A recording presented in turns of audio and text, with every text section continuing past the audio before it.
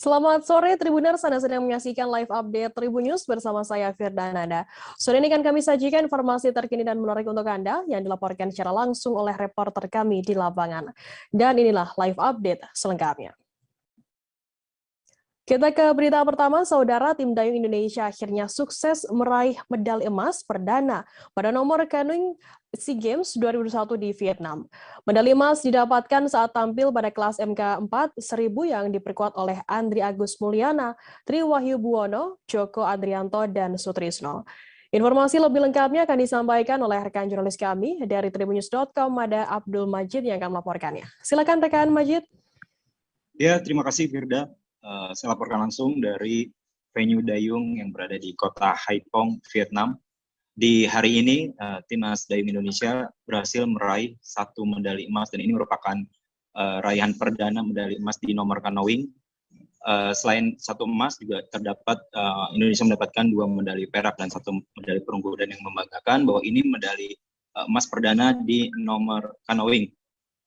Seperti diketahui, nomor canoeing diadakan setelah nomor rowing sebelumnya yang diadakan tanggal 9 sampai tanggal 14, dan kemarin dari nomor canoeing belum berhasil meraih medali emas, baru 1 perunggu dan 1 perak, dan di hari kedua ini 1 emas didapatkan pada kelas MK4 1000 meter yang diperkuat oleh Andri Agus Mulyana, Tri Wahyu Buwono, Joko Arianto, dan Sutrisno. Andri keluar sebagai pemenang dengan catatan waktu 3 menit 15 detik, 9,05. Kemudian di posisi kedua ditempatin Myanmar, dan di peringkat ketiga ditempati tim tuan rumah dari Vietnam. Pelatih dari tim canoeing Indonesia sendiri, Pak Muhammad Suryadi, mengaku bangga atas pencapaian ini, dan ia berharap di 11 nomor berikutnya hingga tanggal 22 Mei mendatang, tim dari canoeing Indonesia bisa terus mendapatkan atau mendulang medali emas seperti sebelumnya di rowing yang berhasil keluar sebagai juara umum dengan 8 medali emas. Sejauh ini Indonesia baru mengemas 1 medali emas, dan di hari ini ada 2 medali perak dan 1 medali perunggu. Kemudian 2 medali perak di hari ini didapatkan oleh Maizir Yondra kelas MK1 1000 dan kelas MC4 yang diperkuat oleh Muhammad Yunus Rustandi, Dedi Saputra, Muhammad Burhan, dan Sofianto. Khusus untuk di nomor Maizir harusnya bisa mendapatkan medali emas, tetapi lawan yang dari Singapura itu tampil lebih apik sehingga bisa keluar sebagai pemenang. Dan diharapkan setelah ini masih ada beberapa hari ke depan tim canoeing Indonesia terus bisa mengambil medali emas. Ada sekitar 11 nomor lagi tim dayung nomor canoeing ini akan berlaga. Dan tadi pula ada Ketua Kontingen Indonesia atau CDM, Pak Ferry Kono, yang hadir langsung menyaksikan laga final. Dan Pak Ferry berharap dan sangat bangga atas raihan emas perdana ini, dan berharap emas ini akan menjadi atau pelecut semangat atlet dayung lainnya untuk mendapatkan medali emas. Sekian laporan dari Vietnam, Firda. Baik, terima kasih rekan Majid melaporkan langsung dari Vietnam. Selamat bertugas kembali, dan Tribuners akan kami tampilkan wawancara yang tadi sudah dihimpun oleh rekan Majid dari pelatih kepala tim canoeing Indonesia Muhammad Suryadi. Berikut liputannya untuk Anda. Coach Suryadi, akhirnya di nomor canoeing ini bisa meraih emas perdana dari 4 laga final yang dipertandingkan di hari ini. Mungkin dari Coach Suryadi sendiri di hari ini bisa diceritakan seperti apa dulu? Puji syukur kepada Allah Subhanahu Wa Taala. Alhamdulillah canoeing baru hari ini bisa memperoleh medali emas. Walaupun dari hari terakhir kemarin sudah ada perak dan perunggu. Yeah. Mudah-mudahan 3 hari ke depan kami tim Indonesia, tim canoeing Indonesia dapat mempersembahkan emas-emas lagi untuk memenuhi target yang sudah ditetapkan. Oke. Nah, untuk hari ini sendiri berarti totalnya sudah dapat 2 perak, 1 perunggu, 1 emas. Iya, betul sekali. Ya, itu sudah dalam hitungan, istilahnya sudah sampai sesuai hitungan. Kalau prediksi kita sudah ada, karena beberapa negara yang sudah pernah ketemu di kejuaraan Asia kita bisa prediksikan. Yang agak sulit dulu karena beberapa tahun terakhir kita tidak pernah ketemu dan tidak bisa memprediksikannya. Oke. Alhamdulillah sesuai dengan prediksi hasil tryout kita bisa memberikan emas pada hari ini. Oke, dan di nomor MK4 itu ya Pak, di emas itu memang prediksi emas di situ. salah satunya juga ada dua putri ya yang masih junior. Betul sekali. Pengadilan Negeri Jakarta Utara kembali menggelar sidang lanjutan perkara dugaan pelanggaran Undang-Undang ITE yang menjerat terdakwa Adam Denny Giaraka dan Nimade Dwita Anggari pada Rabu 18 Mei hari ini. Kuasa hukum Adam Denny Herwanto mengatakan sidang hari ini beragendakan pemeriksaan para terdakwa atau saksi mahkota. Herwanto mengatakan dalam persidangan nanti kliennya diyakini akan mengungkap seluruh keterlibatan Ahmad Syahroni dalam perkara ini. Untuk mengetahui bagaimana jalannya persidangan pada hari ini, kami sudah tersambung dengan jurnalis dari Tribunnews.com, ada Rizky Sandi Saputra yang akan melaporkannya. Silakan rekan Rizky. Ya, selamat sore Firda dan juga Tribuners. Pada hari ini Rabu 18 Mei 2022, Pengadilan Negeri Jakarta Utara kembali menggelar sidang lanjutan perkara dugaan pelanggaran Undang-Undang ITE begitu, di mana dalam hal ini turut menjerat terdakwa satu yakni Adam Denny Giaraka dan juga terdakwa dua Nimade Dwita Anggari. Firda dan juga Tribuners, sebagai informasi pada hari ini sidang beragendakan pemeriksaan kedua terdakwa atau yang bisa disebut dengan saksi mahkota, di mana tadi di dalam pemeriksaan Adam Denny mengaku bahwa dirinya memang dengan sengaja begitu mengupload terkait dengan bukti atau dokumen pembelian sepeda yang dilakukan oleh politisi Nasdem yang memang jumlahnya cukup fantastis menurut Adam Denny, yakni sekitar 300 juta lebih. Itu diupload di dalam akun Instagram Adam Denny di IG Story begitu. Tadi juga Adam Denny menyatakan kalau dirinya yang menerima data tersebut, data pembelian sepeda tersebut dari terdakwa dua yakni Nimade Dwita Anggari. Dalam kesempatan tadi, Adam Denny sebelum persidangan menyatakan kalau ini merupakan kesempatan dirinya untuk mengungkap atau bersuara karena memang sebelumnya dirinya merasa dibungkam begitu oleh politisi Partai Nasdem ini, dalam hal ini Ahmad Syahroni.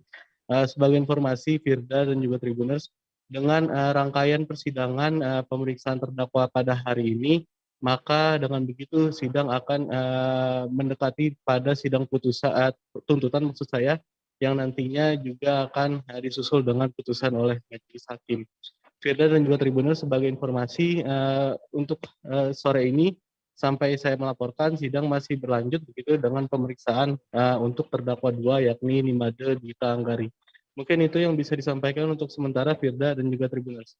Ya, baik. Terima kasih rekan Rizky dari Tribunnews atas laporannya. Selamat bertugas kembali. Tribuners, akan kami tampilkan wawancara yang tadi sudah diimbun oleh rekan Rizky dari Adam Denny Giaraka sebagai terdakwa kasus dugaan pelanggaran UU ITE. Berikut liputannya untuk Anda.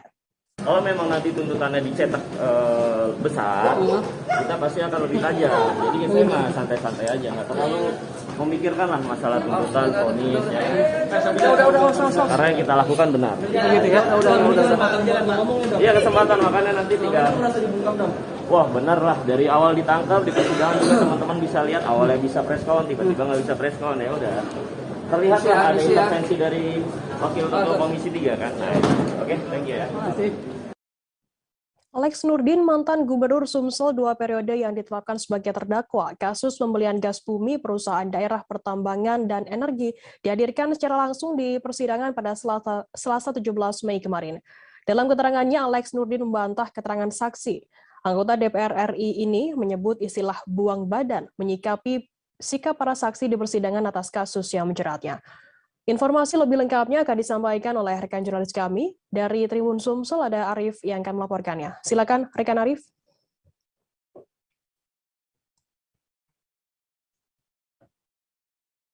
Halo rekan Arif. Ya, Firda. Ya, Firda, dapat kami sampaikan mantan Gubernur Sumsel 2 periode Alex Nurdin yang saat ini menjabat anggota DPR RI nonaktif ditetapkan sebagai terdakwa kasus pembelian gas bumi dari perusahaan daerah pertambangan dan energi atau PDPDE. Dihadirkan secara langsung ke persidangan pada Selasa sore pada tanggal 17 Mei 2022. Dalam keterangannya, Alex Nurdin membantah keterangan saksi yang selama ini menyudutkannya. Anggota DPR RI itu menyebut istilah buang badan untuk menyikapi para saksi di persidangan atas kasus yang menjeratnya. Nah, pernyataan itu disampaikan oleh Nurdin saat menjawab pertanyaan JPU Kejagung Muhammad Zulkifli yang mencecarnya dengan pertanyaan seputar kasus kerjasama PD-PDE dengan PT Dika Karya Lintas Nusantara DKLN. Yang diketahui PT DKLN adalah milik Musa Budaya Madang yang juga ditetapkan terdakwa atas kasus serupa. Nah, Alek Nurdin dicecar apakah ada kerjasama dengan PT DKLN, apa isi perjanjian kerjasama itu, tanya Zulkifli merinci pertanyaan waktu itu. Alek menjelaskan gas yang akan dibeli tersebut berasal dari Jambi yang diperuntukkan untuk kebutuhan listrik khususnya di kawasan Tanjung Api-Api Kabupaten Banyuasin. Sebab pihak PLN tak sepenuhnya tak dapat menyerap kebutuhan listrik di daerah kawasan Tanjung Api-Api bahkan sampai sekarang. Nah, Alek menjelaskan pada 13 Oktober 2009 ada permohonan alokasi gas untuk Sumsel. Surat kedua 21 Januari 2010 jelasnya. Kemudian pihak PDB pun menjalin kerjasama dengan PT DKLN untuk masuk gas. Dalam kontrak perjanjian kerjasama itu, PT DKLN akan menanggung seluruh pembiayaan sampai gas sampai mengalir kayak gitu. Keterangan saksi buang badan semua apa yang mereka sampaikan itu tidak benar. Resiko kerugian itu ada di PT DKLN setelah terjadi jual beli gas dan seterusnya. Nah, lanjut Alek Nurdin, pada struktur PD-PDE, Alek mengatakan dirinya menjabat sebagai ketua badan pengawas. Namun seluruh kewenangan ia berikan kepada Wakil Gubernur Sumsel waktu itu Ishak Meki untuk mengawasi seluruh perusahaan BUMD yang ada di Sumsel. Sebab dirinya saat itu memiliki tanggung jawab sebagai gubernur, sehingga banyak kesibukan yang harus dijalani. Sehingga pengawasan seluruh BUMD diberikan semua ke wakil gubernur saat itu. Nah, selain itu Alek Nurdin, 3 terdakwa lain di dalam kasus ini yakni Muda Madang, Caca Isa Saleh, dan Ayani Arsa turut dihadirkan secara langsung ke persidangan. Masing-masing terdakwa ini diminta bergantian memberi keterangan alias saling bersaksi satu sama lain. Diketahui dalam kasus dugaan korupsi pembelian gas PD-PDE, negara mengalami kerugian sepanjang kurun waktu 2010 hingga 2019 sebesar 30 juta, sekitar 30 juta US dollar. Atas hal tersebut JPU mendakwa mereka dengan pasal 2 ayat 1 junto pasal 18 Undang-Undang nomor 31 tahun 1999 tentang pemberantasan tindak pidana korupsi. Sebagaimana telah diubah dengan Undang-Undang nomor 20 tahun 2021 tentang perubahan atas Undang-Undang nomor 31 tahun 1999 tentang pemberantasan tindak pidana korupsi junto pasal 55 ayat 1 ke 1 KUHP serta subsidiar pasal 3 junto pasal 18 Undang-Undang nomor 31 tahun 99 tentang pemberantasan tindak pidana korupsi. Sebagaimana telah diubah dengan Undang-Undang nomor 20 tahun 2001 tentang perubahan atas Undang-Undang nomor 31 tahun 1919 tentang pemberantasan tindak pidana korupsi junto pasal 55 ayat 1 ke 1 KUHP. Begitu, Firda. Ya, baik. Terima kasih rekan Arif dari Tribun Sumsel atas laporan Anda. Selamat bertugas kembali. Kita beralih ke Kaltara, saudara. Total ada sekitar 22,2 kg dan 1,22 kg narkotika jenis sabu berhasil diungkap oleh kantor BNNP Kaltara bekerja sama dengan Bea dan Cukai Tarakan dan dirilis pada Selasa 17 Mei. Selain mengamankan lebih dari 23 kg sabu-sabu, polisi juga turut mengamankan 94 butir ekstasi. Ungkapan ini dikatakan Brigjen Pol Rudi Hartono, Kepala Badan Narkotika Nasional Provinsi Kalimantan Utara dalam rilisnya barang bukti sebesar 23 kg hasil dari pengungkapan dan penangkapan 2 kasus yang berbeda. Untuk mengetahui informasi lebih lengkapnya akan disampaikan oleh rekan jurnalis kami dari Tribun Kaltara, ada Andi Pausiah yang akan melaporkannya. Silakan rekan Andi.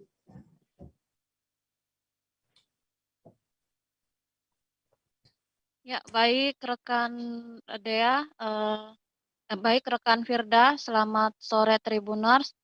Mungkin saya sampaikan di sini ada kesalahan untuk background visual pendukungnya ya. Ya, untuk adapun laporan saya dari Andi Posiah dari Kota Tarakan, Provinsi Kaltara, benar telah telah dilakukan pengungkapan sabu-sabu sebanyak 22,2 kilogram dan 1,22 kilogram narkotika dari 2 kasus yang berbeda. Ini disampaikan oleh Kepala BNNP Kaltara, Bapak Brik Brik Brik Brik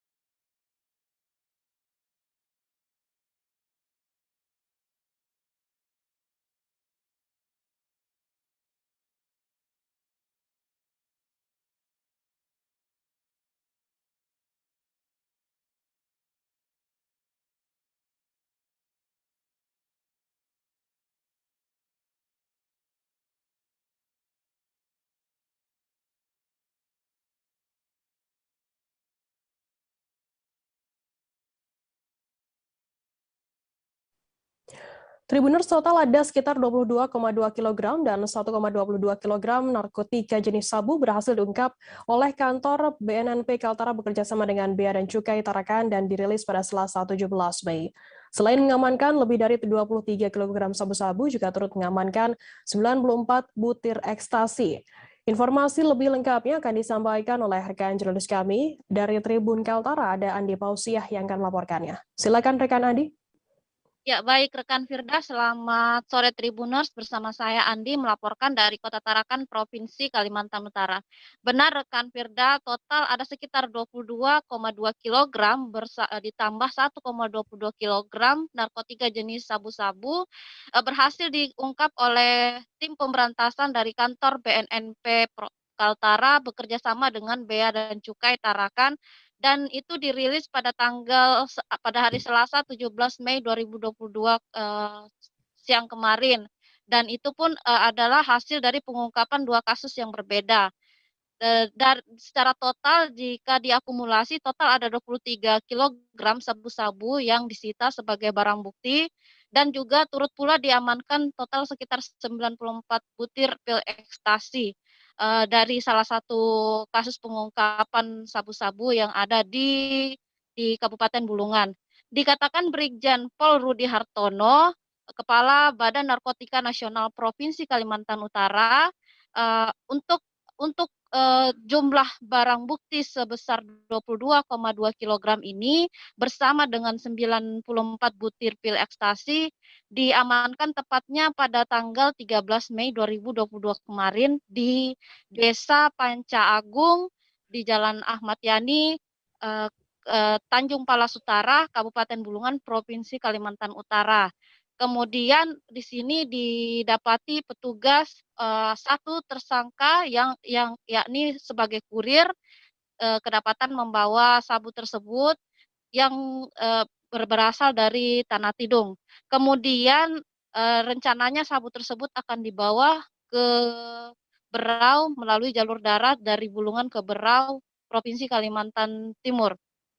Kemudian untuk kasus 1 kilogram barang bukti yang juga turut ditampilkan dalam kegiatan press release kemarin di hadapan awak media adalah hasil tangkapan pada tanggal 4 Mei atau sepekan sebelum pengungkapan kasus 22 kg sabu pada tanggal 13 Mei kemarin. Dan di sini didapati satu pelaku berinisial MH. Adapun semua sabu ini rencananya akan dibawa melalui jalur darat.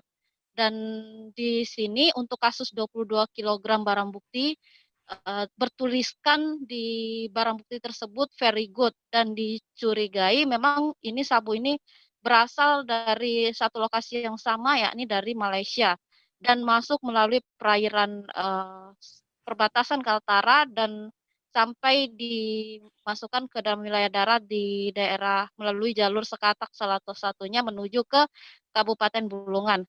Kemudian dikatakan Brigjen Pol Rudi Hartono, memang dalam penangkapannya sendiri kemarin sempat terjadi kendala di mana salah seorang warga sempat pada saat proses penangkapan berlangsung oleh tim ada seorang warga yang memviralkannya ke media sosial Facebook. Di situ di-upload beberapa video proses penangkapan. Padahal saat itu tim masih dalam proses melakukan pengembangan dan mengejar siapa sasaran target selanjutnya. Namun karena sudah terlanjur duluan viral oleh postingan video oknum warga tersebut, akhirnya tim sempat mengalami kendala dan juga tempat yang diduga sebagai lokasi penyimpanan termasuk yang akan menerima juga sempat kabur dan saat ini namun ini tidak menutup semangat pihak tim dalam mengejar siapa dalang di balik pengirim dan penerima sabu-sabu tersebut. Ia juga Brigjen Pol Rudi Hartono mengimbau kepada masyarakat agar ketika terjadi kasus serupa, ketika terjadi proses penangkapan untuk tidak memviralkan sebelum semua berkas kasus selesai. Dalam hal ini juga dikatakan Bapak Yoga Suara hadir pula dalam kegiatan press release pada Rabu kemarin. Pihaknya sebagai kasih penindakan dan penyelidikan dari Bea dan Cukai Tarakan akan ikut mendukung apa yang dilaksanakan oleh BNNP Kaltara dalam mencegah penyebaran narkotika di seluruh Indonesia termasuk di Kaltara. Salah satunya dikatakan Yoga Suara, kasih penindakan dan penyelidikan Bea Cukai Tarakan, tentu dengan melakukan sama-sama pertukaran data dan join operasi dan itu menjadi kunci dan juga meminta komitmen juga teman-teman seluruh termasuk media untuk menggaungkan narkotika adalah musuh bersama semua pihak dan juga termasuk upaya menekan dari sisi supply dan dari sisi permintaan. Demikian rekan Firda. Ya baik, terima kasih rekan Andi Pausia dari Tribun Kaltara atas laporannya. Selamat bertugas kembali. Dan Tribuners, jurnalis kami jadi tadi juga sudah menghimpun keterangan dari Kepala BNNP Kaltara, Brigjen Pol Rudi Hartono dan juga Yoga Suara, kasih penindakan dan penyelidikan Bea Cukai Tarakan. Berikut liputannya untuk Anda. Narkotika terutama di perbatasan, karena Kaltara ini salah satu perbatasan juga pemasok narkoba menurut kita ya, menurut data. Dan mungkin sekarang sudah nomor 4 ya di seluruh Indonesia. Dan tadi nomor 5 menggeser daerah lain. Kalau Asian Games mungkin atau SEA Games kita juara 4 masih ada nomornya bagus, tapi kalau ini juara 4 malah tidak bagus ya. Rekan-rekan sekalian, saya sampaikan bahwasanya ada beberapa memang kegiatan kami di BNN ini dengan programnya Pak Kepala BNN, perang terhadap narkotik, perang terhadap narkoba atau war on drug menuju Indonesia bersinar. Intinya adalah bagaimana membentuk desa-desa dulu bersih narkoba. Jadi kalau selama ini kita hanya membuntuti narkoba, sekarang kita ingin melawan dari depan. Namanya melawan dari depan ini tentu tidak sendirian. Kita harus bersama-sama masyarakat maupun instansi pemerintah, TNI, Polri, keseluruhan bersama-sama kita untuk memerangi narkotika. BNNP Kalimantan Utara tadi disampaikan oleh Pak Jenderal bahwa Kalimantan Utara ini sekarang tidak hanya sebagai tempat transit tapi juga penggunanya sudah lumayan meningkat ya Pak, seperti itu. Dan salah satu bentuk sinergi ini kita berkolaborasi dengan melakukan pertukaran data, kemudian dengan melakukan joint operasi seperti yang teman-teman lihat di depan saat ini. Dan saya kira kami juga meminta bantuan kepada rekan-rekan wartawan, rekan-rekan media bahwa terus menggaungkan bahwa narkotika ini merupakan musuh bersama, kemudian narkotika ini sangat merusak bagi generasi bangsa, dan tentunya ini salah satu bentuk dari komitmen kami antara Bea Cukai dengan BNNP, kita menekan dari sisi supply. Kemudian nanti ada program-program lain yang tadi disampaikan oleh Pak Kepala. Kita beralih ke informasi selanjutnya, Saudara. Sebanyak 3 kepala desa atau KUWU di Kabupaten Indramayu digugat ratusan masyarakatnya sendiri di Pengadilan Negeri Indramayu pada Selasa 17 Mei. 3 kades tersebut yakni KUWU Desa Amis, KUWU Desa Sukamulya, dan KUWU Desa Mulyasari. Selain ketiga kades, ada pula 4 orang lainnya yang juga dituntut. Secara keseluruhan ada sebanyak 7 orang yang dituntut oleh warga. Tuntutan tersebut terkait dugaan adanya pengerusakan berbagai tanaman milik warga sekaligus petani penggarapan di lahan tebu yang disengketakan. Informasi lebih lengkapnya akan disampaikan oleh rekan jurnalis kami dari Tribun Cirebon, ada Handika Rahman yang akan melaporkannya. Silakan rekan Handika. Baik, terima kasih rekan Firda dan Tribun News dapat kami informasikan ya. Sebanyak 3 kepala desa atau kades di Kabupaten Indramayu digugat oleh ratusan warganya sendiri di Pengadilan Negeri Indramayu pada Selasa 17 Mei 2022. Ketiga kades itu yakni Kepala Desa Amis, Kepala Desa Sukamulya, dan Kepala Desa Mulyasari. Selain ketiga kades itu, ada pula 4 orang lainnya yang juga dituntut. Secara keseluruhan, total ada sebanyak 7 orang yang dituntut oleh warga. Tuntutan tersebut terkait dugaan adanya pengerusakan berbagai tanaman milik warga ya, sekaligus petani penggarap di lahan tebu yang saat ini masih disengketakan. Para petani penggarap ingin adanya ganti rugi soal pengerusakan tanaman tersebut senilai kurang lebih 4 miliar rupiah secara keseluruhan. Menurut keterangan dari kuasa hukum para petani penggarap, jadi orang yang dituntut dalam kasus tersebut bukan merupakan pemerintahannya ya, tapi lebih ke personal kepala desanya. Ia juga menceritakan kejadian pengerusakan tanaman itu terjadi pada Oktober 2021 kemarin, atau pasca terjadinya tragedi berdarah yang menewaskan 2 petani tebu asal Majalengka.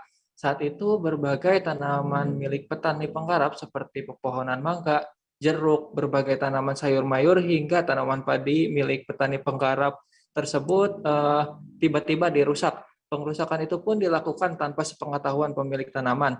Setelah diselidiki, kata dia, ke-7 orang yang hari kemarin digugat diduga merupakan orang yang menyuruh dan orang yang melakukan pengerusakan. Secara keseluruhan hingga saat ini ada sebanyak 142 orang petani yang mengaku lahan miliknya atau tanaman miliknya yang mengalami kerusakan di lahan tersebut. Sementara itu, menurut kuasa hukum tergugat, soal perkara ini pihaknya turut mempertanyakan kepemilikan dari lahan yang menjadi lokasi pengerusakan. Menurutnya lahan itu masuk dalam kawasan hak guna usaha atau HGU PG Jati 7. Sehingga jika ingin menuntut ganti rugi, para petani yang mengaku tanamannya mengalami kerusakan harus bisa menyertakan legalitas yang jelas atas kepemilikan lahan tersebut. Sehingga dalam perkara ini, menurut kuasa hukum, mereka juga mempertanyakan kenapa PG Jati 7 yang diduga pemilik lahan yang tanaman milik petani tersebut dirusak tidak dilibatkan dalam perkara itu. Padahal jika pihak PG Jati 7 dilibatkan, bagaimana pembuktian dari pengerusakan itu, siapa yang merusak dan lahan siapa yang menjadi lokasi pengerusakan bisa terungkap dalam persidangan. Begitu rekan Firda. Baik, terima kasih rekan jurnalis dari Tribun Cirebon, Handika, atas laporannya. Selamat bertugas kembali. Kita beralih ke Jawa Barat, Saudara. 3 bocah SMP yang melakukan pengeroyokan di Jalan Kebon Jeruk RT 1 RW 12 Kelurahan Ciberem, Kecamatan Cimahi Selatan, Kota Cimahi harus mendekam di penjara karena kasusnya tetap dilanjutkan ke ranah hukum. Bocah SMP yang melakukan pengeroyokan yakni MAS 14 tahun, FA 14 tahun, dan MIZ 14 tahun. Sementara korbannya juga masih bocah SMP berinisial MRN 14 tahun dan YA 14 tahun serta MR 16 tahun yang sudah duduk di bangku SMK. Terkait informasi hal ini akan disampaikan secara lengkap oleh rekan jurnalis kami dari Tribun Jabar, ada Hilman Kamaludin yang akan melaporkannya. Silakan rekan Hilman.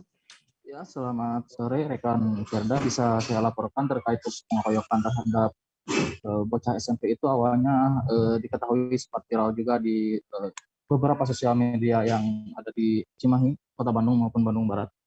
Nah, kemudian setelah viral itu aparat kepolisian langsung melakukan penyelidikan. Nah, itu awalnya yang viral itu hanya satu korban yang menjadi korban pengeroyokan oleh dua orang pelaku. Nah, namun berdasarkan hasil penyelidikan aparat kepolisian bahwa pelaku yang melakukan pengeroyokan terhadap SMP itu berjumlah 3 orang. Mereka antara korban dan pelaku ini masih saling kenal sebetulnya. Kemudian aparat kepolisian langsung menangkap pelaku dan diketahui bahwa korban pengeroyokan tersebut tidak hanya 1 orang, tetapi ada 3 orang. Awalnya kasus pengeroyokan ini terjadi gara-gara chat WhatsApp di mana korban ini mengomentari status pacar dari salah seorang pelaku berupa guyon seperti itu atau meledek statusnya dengan berupa meledek seperti kayak main aja gitu, kayak yang punya uang seperti itu. Nah, kemudian pacar si pelaku ini melapor ke pacarnya dan langsung pelaku mengajak bertemu dengan korban di sebuah lapangan di daerah Cimahi, Kota Cimahi.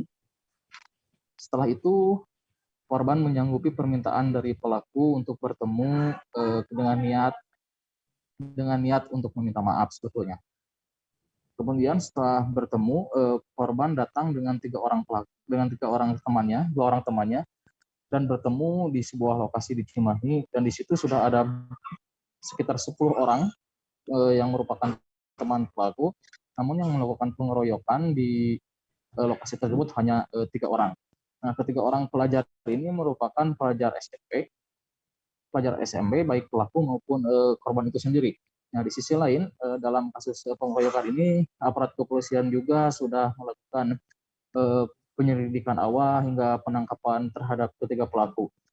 Nah, dan saat ini pelaku sudah diamankan di Mapolres Cimahi karena pihak keluarga dari 3 korban pengeroyokan ini tidak terima dengan perbuatan para pelaku. Akhirnya pihak keluarga memutuskan untuk proses hukum tetap berlanjut. Karena para pelaku pengeroyokan ini masih di bawah umur ya, usianya masih rata-rata 14 tahun ketiganya dan baru menginjak SMP. Proses hukum yang dilakukan aparat kepolisian berbeda dengan pelaku-pelaku kriminal lainnya. Di mana untuk kasus pengeroyokan yang dilakukan 3 pelajar ini, aparat kepolisian berkoordinasi dengan pihak Bapas dan Dinas Sosial Kota Cimahi, mengingat ketiga pelaku masih di bawah umur. Dengan adanya keputusan dari pihak keluarga yang agar status hukumnya tetap berlanjut, aparat kepolisian juga tetap melanjutkan kasus hukum ini dengan menjerat pelaku dengan pasal Undang-Undang Perlindungan Anak dan diancam hukuman 5 tahun penjara. Nah, di sisi lain untuk para korban sendiri yang menjadi korban pengeroyokan ini mengalami luka pada kepala dan punggungnya, karena saat di lokasi kejadian para pelaku ini secara brutal melakukan pemukulan baik ke bagian kepala maupun punggung korban. Namun yang paling parah dalam kasus pengeroyokan ini hanya 1 orang pelaku saja yang terekam di dalam sebuah video viral. Sedangkan untuk 2 orang pelaku yang tidak terekam, lukanya masih sedikit tidak terlalu parah dari korban yang viral itu. Nah, setelah kejadian itu, aparat kepolisian juga langsung memberikan pendampingan terhadap para korban agar tidak trauma dan tetap bisa melanjutkan sekolahnya. Namun untuk pelaku yang saat ini sudah ditetapkan sebagai tersangka dan ditahan, hingga saat ini belum ada penjelasan lebih lanjut lagi dari pihak Dinas pendidikan Kota Cimahi seperti apa kelanjutan sekolahnya atau kelanjutan sekolahnya itu yang paling utama gitu seperti itu. Namun untuk kedepannya aparat kepolisian bakal tetap melakukan pengawasan juga terhadap para pelaku ini supaya kasus hukumnya bisa tetap berlanjut, namun tidak seperti status hukum para kriminal lainnya, mengingat para korban ini masih di bawah umur. Seperti itu, rekan Firda. Ya, baik, terima kasih rekan jurnalis dari Tribun Jabar Hilman atas laporan Anda. Selamat bertugas kembali. Tribuners, akan kami tampilkan wawancara yang tadi sudah dihimpun oleh rekan Hilman dari Kapolres Cimahi AKBP Imron Ermawan. Berikut liputannya untuk Anda. Yang kemarin viral di media sosial pada hari Senin tanggal 16 Mei 2022. Seperti yang banyak beredar di media sosial, di Instagram, di WA maupun di medsos lainnya bahwa ada kurang lebih 3 anak yang melakukan penganiayaan atau pengeroyokan terhadap 2 anak. Ya. Dan alhamdulillah. Kita beralih ke Jawa Tengah, Saudara. Polres Semarang telah menangkap pelaku pembunuhan terhadap pemotor R15 di perkebunan karet PTPN 9 Kecamatan Beringin, Kabupaten Semarang beberapa waktu lalu. Diketahui pelaku, Dedi Sofyan, 21 tahun, membunuh korban bernama Suroyo, 50 tahun, dengan menusuk pada bagian leher korban di lokasi kejadian pada 1 Mei lalu. Dedi melakukan kejahatannya saat membonceng di atas motor R15 yang dikendarai oleh korban. Untuk mengetahui informasi lebih lengkapnya dan update informasi terkait hal ini akan disampaikan oleh rekan jurnalis kami dari Tribun Jateng. Ada Reza Gustaf yang akan melaporkannya. Silakan rekan Reza. Ya, Firda. Jadi pada suatu hari sebelum Lebaran, seorang warga menemukan jenazah seorang pria di sebuah perkebunan karet di Kecamatan Beringin, Kabupaten Semarang, Provinsi Jawa Tengah. Kemudian, dari hasil penelusuran polisi, seorang pelaku bernama Dedi Sofyan ditangkap. Dia kemudian diamankan di Mapolres Semarang. Kemudian dari penuturan Kapolres Semarang, AKBP Yovan Fatika, Dedi melakukan kejahatannya saat membonceng korban, dan korban saat itu mengendarai motor R15. Kemudian AKBP Yovan Fatika sendiri menyebutkan bahwa tersangka dijerat dengan pasal 340 KUHP, pasal 338 KUHP, pasal 365 ayat 3 KUHP, yaitu tentang pembunuhan berencana, pencurian yang menyebabkan matinya orang. Atas perbuatannya itu, untuk mempertanggungjawabkan kejahatannya, Dedi dijerat atau diancam dengan pidana hukuman mati atau penjara seumur hidup. Untuk motifnya sendiri, setelah kami dalami, setelah didalami polisi, pelaku mengatakan bahwa motifnya itu ia kesal karena korban tidak memenuhi janjinya, yang waktu itu akan meminjamnya uang. Jadi pelaku saat itu hendak bertemu dengan korban untuk meminjam uang yang telah dijanjikan oleh korban. Jadi mengatakan bahwa uang tersebut akan dipakainya untuk membayar hutangnya kepada orang lain. Begitu yang bisa disampaikan dari saya. Baik, terima kasih rekan Reza dari Tribun Jateng atas laporan Anda. Selamat bertugas kembali. Tribuners, akan kami tampilkan wawancara yang tadi sudah dihimpun oleh rekan Reza dari Kapolres Semarang AKBP Yovan Fatika. Berikut liputannya untuk Anda. Luka di leher sebanyak 3 titik. Kemudian di keningnya juga ada bekas luka terbentur benda keras. Pihak kepolisian Polres Aceh Barat masih memburu pelaku peledakan bom Molotov di rumah pimpinan pesantren Tahfizul Quran Al-Halul Murtahlil atau pemilik Yayasan Majelis Belajar Iqra Abdullah Akib di Lorong Tawang Lemam, Desa Drin Rampak, Kecamatan Johan Pahlawan pada Selasa 17 Mei.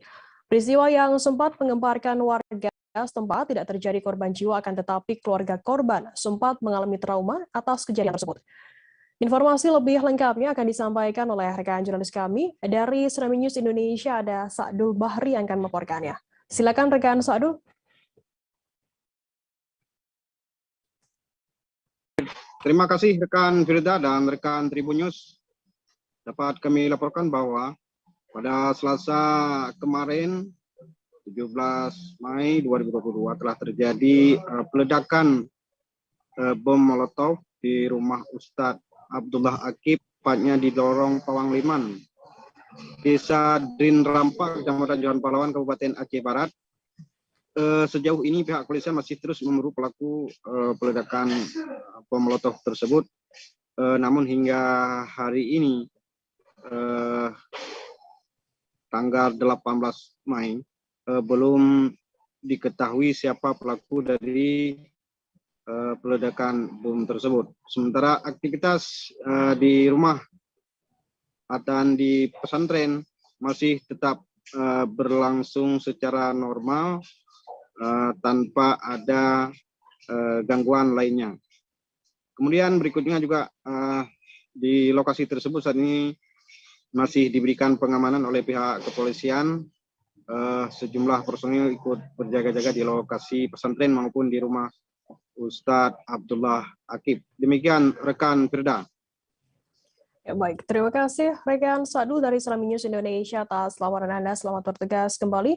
Tribuners, jurnalis kami tadi juga sudah menghimpun keterangan dari Kapolres Aceh Barat AKBP Panji Santoso. Berikut liputannya untuk Anda.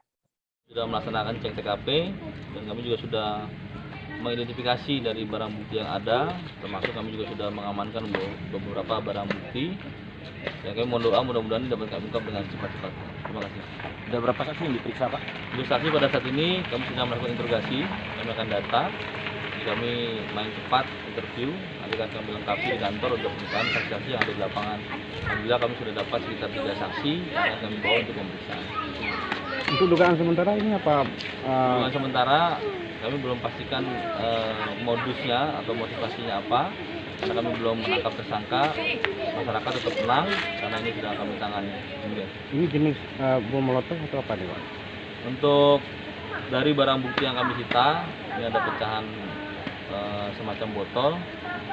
Ini kami pastikan adalah meledak pada saat dilempar. Namun untuk kandungan dan sebagainya masih kami lakukan penelitian. Badan Narkotika Nasional Provinsi Kepulauan Riau kembali melakukan pemusnahan narkotika golongan 1 yakni sabu.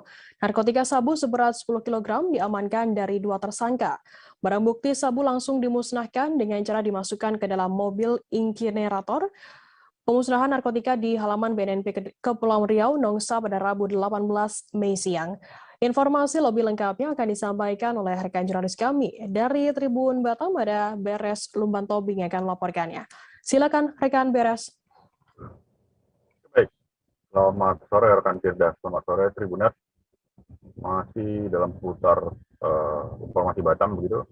Badan Narkotika Nasional Provinsi Kepulauan Riau berhasil mengamankan 2 tersangka begitu. Nah, 2 tersangka ini merupakan nelayan begitu saat melaut. Jadi tim dari BNNP berhasil mengamankan dari 2 tersangka ini. Pertama 1 tersangka atas nama AS begitu.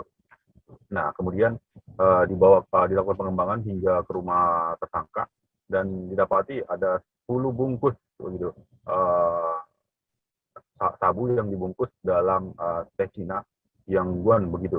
Nah, kemudian dilakukan pengembangan juga mengarah kepada rekannya yang juga sesama nelayan berinisial AN begitu.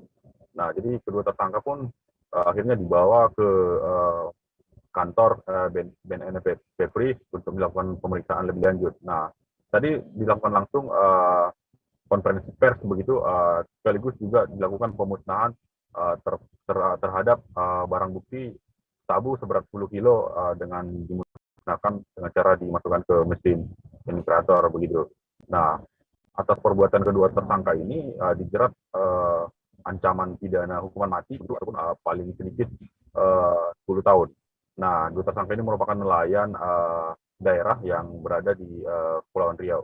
Nah, untuk mengetahui asal muasal peredaran barang tersebut begitu, tim dari BNNP Kepri masih terus melakukan pengembangan karena berdasarkan keterangan yang kita himpun dari Kepala BNNP Kepri, Brigjen Paul Henry bahwa Kota Batam begitu ini sering dijadikan tempat transaksi begitu ataupun masuknya barang-barang haram itu lantaran kondisi Kepulauan Riau yang memang notabene pulau begitu yang langsung berbatasan dengan beberapa negara tetangga. Nah, penangkapan kali ini bukan lagi yang pertama begitu, ini merupakan rangkaian dari beberapa sindikat jaringan internasional yang berhasil diungkap tim narkoba Kepri seperti itu. Mungkin demikian rekan Firda. Terima kasih. Ya, baik. Terima kasih rekan Beres atas laporan Anda. Selamat bertugas kembali. Dan Tribuners akan kami tampilkan wawancara dari Kabid Berantas BNNP Kepulauan Riau, Kombes Pol Heru Yulianto. Berikut liputannya untuk Anda.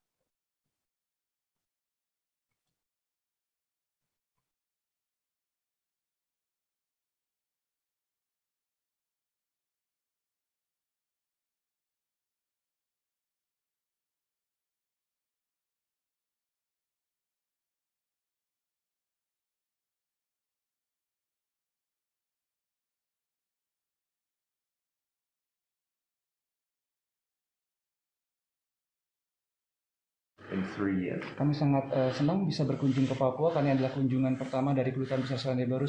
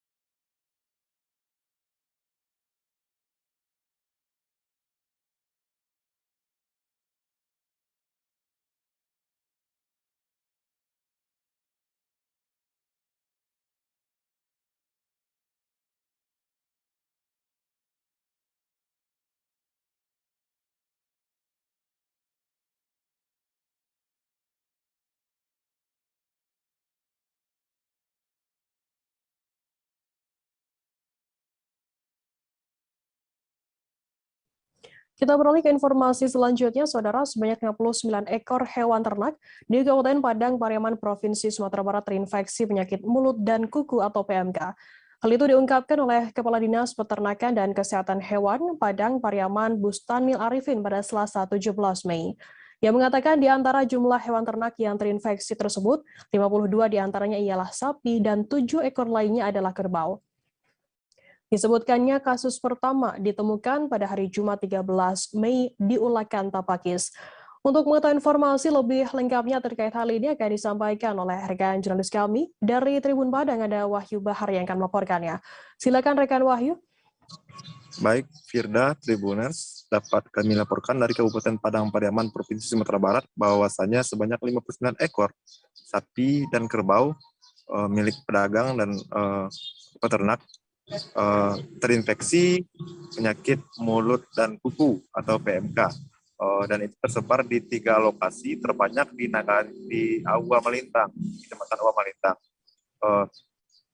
Kepala Dinas Peternakan dan Kesehatan Hewan Kabupaten Padang Pariaman, Bustanmil Arifin, mengatakan kasus pertama ada di Ulakan Tapakis. Kasus tersebut ditemukan pada hari Jumat beberapa hari yang lalu.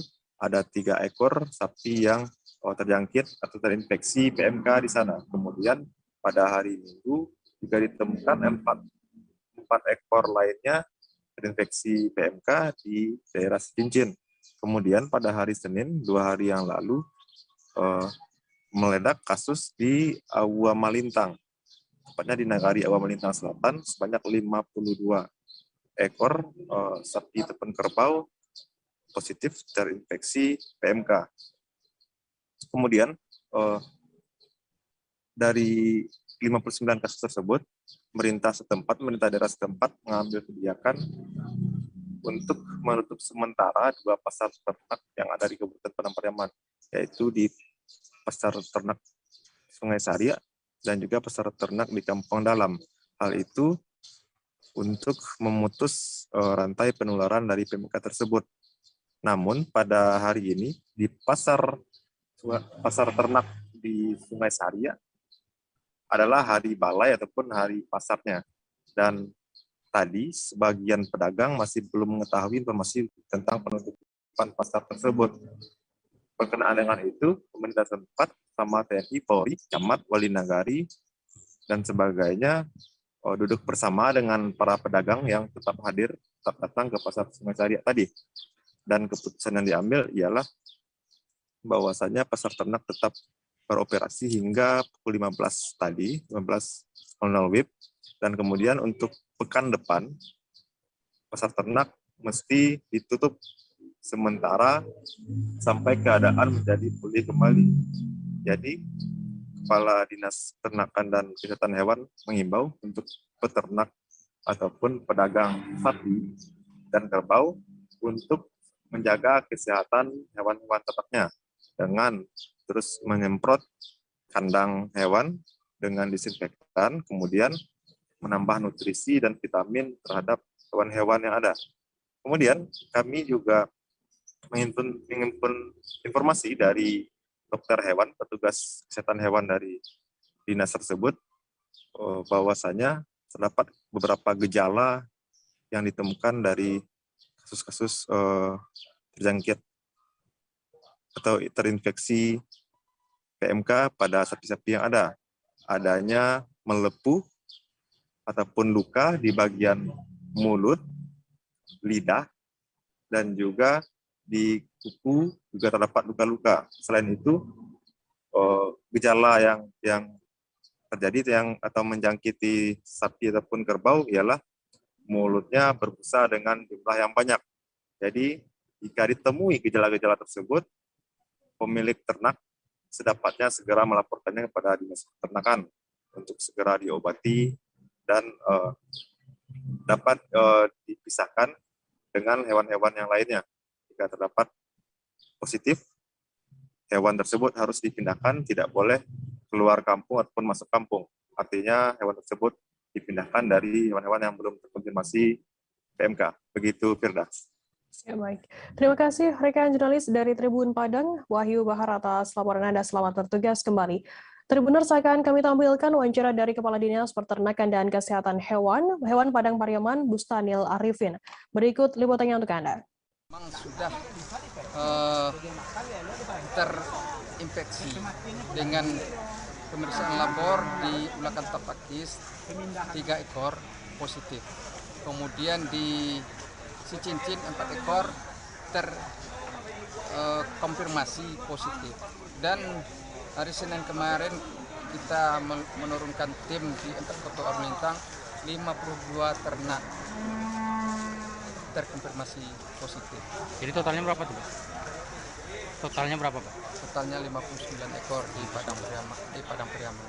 Pak, untuk sidak kali ini, Pak, berapa, Pak? Untuk sidak kali ini tujuannya adalah kita rencana menutup pasar Sungai Sari, pasar ternak Sungai Sari. Kenapa? Karena dari semua yang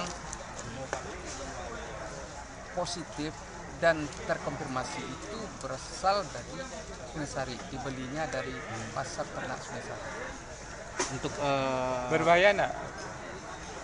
Rokok. Berbahaya untuk masyarakat? Iya, untuk ternak lain atau gimana, Pak? Untuk ternak lain memang virus PMK itu virus tipe A yang sangat ringan, mudah menyebar, mudah berpindah ke ternak lain. Tapi ke manusia, walaupun hinggap di manusia tidak menjadi penyakit. Sosialisasi kepada peternak gimana nanti, Pak? Sosialisasi kepada peternak di lokasi-lokasi tempat kita turun lapangan di Bulakan, di Sicincin dan di Kota Orlintang, termasuk di pasar Sungai Sari ini kita sudah sosialisasikan ratusan masyarakat dan ratusan pedagang. Pejabat Kedutaan Besar Selandia Baru melaksanakan kunjungan kerja ke pemerintahan Provinsi Papua guna meningkatkan kerjasama yang selama ini telah terbangun. Second Secretary New Zealand Patrick Fitzgibbon mengatakan ini merupakan kunjungan kerja pertama selama 3 tahun akibat adanya pandemi COVID-19. Untuk mengetahui informasi lebih lengkapnya akan disampaikan oleh rekan jurnalis kami dari Tribun Papua, ada Hendrik Rewapatara yang akan melaporkannya. Silakan rekan Hendrik. Oke, selamat malam waktu Papua bagi Tribuners di mana saja berada dan juga rekan Firda di studio. Dapat saya informasikan bahwa Pejabat Kedutaan Besar Kedubes Selandia Baru melaksanakan kunjungan kerja ke pemerintahan Provinsi Papua, tepatnya tadi Rabu 17 Mei 2022, di mana dalam kunjungan tersebut diterima langsung oleh Asisten 1 Bidang Pemerintahan Doren Wakerkwa, di mana ada beberapa hal penting yang dibahas ya, di mana yang pertama terkait kerjasama antara negara Indonesia, terlebih khusus Provinsi Papua, dan juga masih banyak hal lainnya yang disampaikan, tentu saja terkait keamanan dan juga beberapa hal lainnya. Dan di mana pada saat wawancara langsung dengan Kedutaan Besar Kedubes Selandia Baru ini, ia menyampaikan bahwa ia sangat mengapresiasi kepada pemerintahan Provinsi Papua karena sudah menerima secara langsung kunjungan kerjanya, dan juga pihaknya ingin untuk bertemu langsung dengan Gubernur Provinsi Papua, namun Gubernur Provinsi Papua masih dalam tahap pemulihan dan diterima langsung oleh Pak Doren Wakerkwa selaku Asisten 1 Provinsi Papua. Dan di mana pada saat melakukan pertemuan, kami rekan-rekan media agak sedikit telat, namun kami bisa mewawancarai langsung Kedubes Selandia Baru ini, dan ia juga menyampaikan beberapa hal terkait mahasiswa yang kuliah di Selandia Baru, di mana mereka sangat apresiasi karena ada mahasiswa dari Indonesia dan terlebih khusus dari Provinsi Papua bisa datang secara langsung untuk menerima ilmu di Selandia Baru. Dan dari hasil wawancara bersama Asisten Bidang Pemerintahan Setda Provinsi Papua, Doren Wakerkwa, dia mengatakan bahwa selama 3 tahun terakhir kita tahu bersama bahwa pandemi COVID masih merajalela di dunia dan terlebih khusus di Indonesia juga. Dan pada saat pertemuan ini, berbagai masukan dan saran sudah ia terima dari Kedubes Selandia Baru ini, dan tentu saja ke depan nanti berbagai hal yang telah diberi masukan untuk pemerintahan Provinsi Papua akan diterapkan dan juga akan terus dilaksanakan di setiap SKPD maupun OPD yang ada di Provinsi Papua. Dan tidak hanya itu, tadi juga saya sempat mengupdate bahwa perwakilan PBB dari Jakarta melaksanakan kunjungan kerja juga selama 5 hari di Provinsi Papua, dan tentu saja itu berbicara terkait keamanan dan juga situasi-situasi terkini di Provinsi Papua. Tidak hanya itu, mereka juga membahas terkait vaksinasi, capaian vaksinasi di Provinsi Papua, dan juga terkait situasi keamanan dan juga hal-hal lainnya yang menyangkut kemajuan Provinsi Papua. Demikian rekan Firda. Ya, baik, terima kasih rekan jurnalis dari Tribun Papua, Hendrik, atas laporan Anda. Selamat bertugas kembali. Akan kami tampilkan Tribuners wawancara yang tadi sudah diimbun oleh rekan Hendrik dari Second Secretary Political New Zealand, Patrick Fitzgibbon. Berikut liputannya untuk Anda.